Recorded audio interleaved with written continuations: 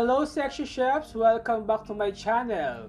Today I'm going to share you how to make a homemade black pearl for milk tea.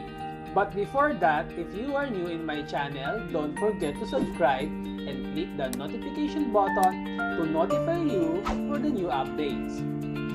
So, are you guys really want to have a milk tea but the problem is you don't have a black pearl?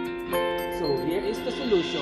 I will teach you how to make black pearl. Just 3 ingredients you can make a homemade black pearl.